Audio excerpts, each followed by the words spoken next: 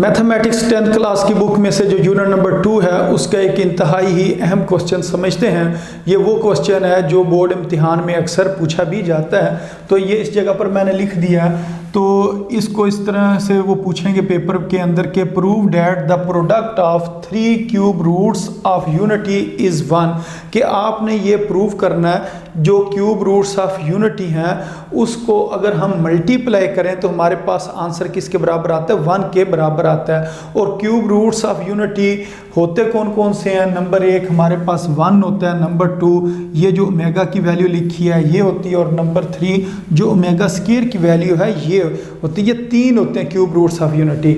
और इनमें से ये वाले जो 2 हैं ये कम्प्लेक्स होते हैं और ये वाला रियल होता है। इनको कम्प्लेक्स इस वजह से कहते हैं, इसके जो स्क्वायर रूट है इसके अंदर माइनस आ रहा है, जिस तरह ये आपको नज़र आ रहा होगा -3 लिखा हुआ है। अगर स्क्वायर रूट के अंदर माइनस आ जाए तो वो कम्प्लेक्स होता है। तो ये टोटल 3 होते हैं, 3 में से 2 कम्प्लेक्स होते हैं और एक जो है ये रियल नंबर हमारे पास होता है। तो वो ये कह रहे हैं अगर तीनों ही क्यूब रूट्स ऑफ यूनिटी को हम मल्टीप्लाई करें, इसके अंदर उन्होंने कम्प्लेक्स का जिक्र नहीं किया, उन्होंने तीनों का जिक्र किया। जब तीनों का जिक्र करेंगे तो उसके अंदर कम्प्लेक्स भी आ जाएगा और ये जो दूसरा रियल है ये भी आपने शामिल करना है।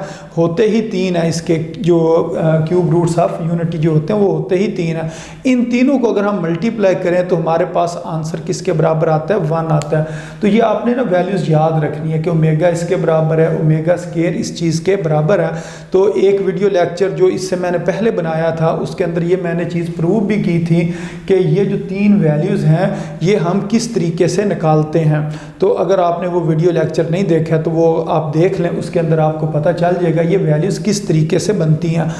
तो अब आपने इस क्वेश्चन को जब सॉल्व करना तो ये आपने याद ही रखनी है कि ओमेगा की ये वैल्यू और ओमेगा स्क्वायर की ये वाली वैल्यू है, फिर इनको सॉल्व करना है।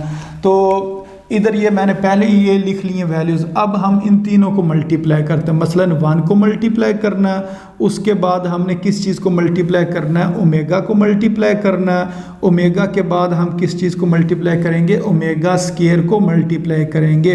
इन तीनों चीज़ों को मल्टीप्लाई करने के बाद जो आंसर आना चाहिए वो 1 के बराबर आना चाहिए, ये हमने प्रूव करना है। तो इधर अब 1 की जगह पर मैं 1 ही लिखूँगा। उसके बाद ओमेगा लिखा हुआ है तो ओमेगा की मैं वैल्यू पुट कर देता हूँ। ओमेगा की वैल्यू क्या है, -1 प्लस स्क्वायर रूट -3 और डिवाइडेड बाय 2। उसके बाद ये आगे लिखा हुआ है ओमेगा स्क्वायर, तो ओमेगा स्क्वायर की वैल्यू पुट करते हैं। वो आगे -1 minus square root -3 divided by 2। तो ये हमने जो वैल्यूज़ हैं पुट कर दी, ओमेगा की वैल्यू और ये ओमेगा स्क्वायर की वैल्यू, और ये हमने ऊपर ये जो बॉक्स सा बनाया हुआ है इसके अंदर ये हमने लिखी हुई थी। अब अगर इन तीनों को मल्टीप्लाई करें, 1 को ओमेगा से मल्टीप्लाई करेंगे तो ओमेगा ही आएगा, और जब ओमेगा को ओमेगा स्क्वायर से मल्टीप्लाई करेंगे तो ये क्या बन जाएगा, ओमेगा क्यूब। अब इसको अगर हम देखें ये 1 मल्टीप्लाई होके वैसे ही ख़त्म हो जाएगा, क्योंकि किसी चीज़ के साथ 1 मल्टीप्लाई हो रहा हो तो वो चीज़ उसी तरह ही लिखी जाती है। तो इसके नीचे अगर आप देखें 2 मल्टीप्लाई 2 ये कितना हो जाएगा, इस जगह पर आ जाएगा 4। अब ऊपर अगर हम देखें ये लिखा हुआ -1 प्लस स्क्वायर रूट -3, इसको भी मैं ब्रैकेट में लिख देता हूँ और इसको भी मैं ब्रैकेट में लिख लेता हूँ। -1 माइनस स्क्वायर रूट -3 और यहाँ मैं ब्रैकेट बंद कर देता हूँ। अब अगर मैं ऊपर देखूँ इस जगह पर ब्रैकेट्स के अंदर तो यहाँ पर इनकी फर्स्ट टर्म सेम है, इधर भी -1 लिखा है, इधर भी -1 लिखा है। और अगर मैं सेकंड टर्म को देखूँ तो इधर स्क्वायर रूट -3 लिखा हुआ है और इधर स्क्वायर रूट -3 लिखा हुआ है। सिर्फ फ़र्क क्या है, इधर प्लस है और इसके दरमियान में क्या माइनस है। अगर इस तरह की फॉर्म बन रही हो तो ये तो फॉर्म बन रही है a+b और a-b, ये वाली फॉर्म बन रही है। अगर ये फॉर्म बन रही हो तो इसका आंसर क्या होता है, इसको हम यूँ लिखते हैं फर्स्ट टर्म का स्क्वायर और फिर बीच में लिखते हैं माइनस और फिर लिखते हैं सेकंड टर्म का स्क्वायर। अब सेम यही काम हम इधर करते हैं, हम कहते हैं ओमेगा क्यूब ये बराबर आ गया फर्स्ट टर्म का स्क्वायर, फिर हम फार्मूले का माइनस लिखेंगे, ये जो माइनस है, फिर सेकंड टर्म हमारे पास क्या है, स्क्वायर रूट -3 है, इसका हमने स्क्वायर लिखना है और डिवाइडेड बाय ये जो 4 है ये इस जगह पर हम लिख देते हैं। तो अब हमें ये पता है कि अगर ब्रैकेट के अंदर माइनस लिखा हो और उसकी पावर कितनी लिखी हो, 2 लिखी हो, यानी कि स्क्वायर लिखी हो, तो ये माइनस ख़त्म हो जाता है, इस जगह पर आ जाता है 1। फिर हम लिखेंगे माइनस, अब ये स्क्वायर और स्क्वायर रूट कैंसिल हो जाएगा, इस जगह पर क्या बचेगा -3 और नीचे क्या है 4 है।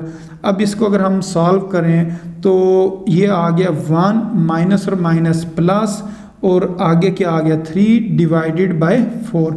अच्छा, इसके बाद इसको मैं इस जगह पर सॉल्व कर देता हूँ। तो ये ओमेगा क्यूब जो है ये किसके बराबर आ गया, 1 + 3 किसके बराबर हो गया 4 के, 4 डिवाइडेड बाय 4। अब ये दोनों कैंसिल हो जाएंगे और इस जगह पर क्या आ जाएगा 1 आ जाएगा। तो ओमेगा क्यूब ये किसके बराबर आ गया, 1 के बराबर आ गया।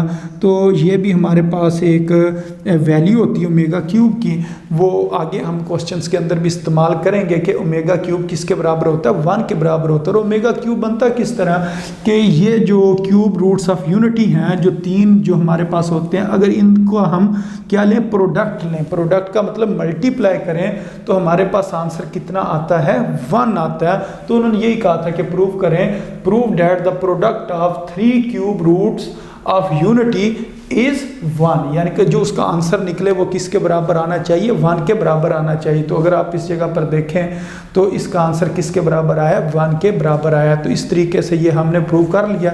तो इधर हम साथ बेशक लिख दें हैंस प्रूव, कि हमने ये चीज़ क्या कर दी है जी, प्रूव कर दिया। तो इस तरीके से इस क्वेश्चन ने सॉल्व होना, तो उम्मीद है आपको इस क्वेश्चन की समझ भी आ गई होगी।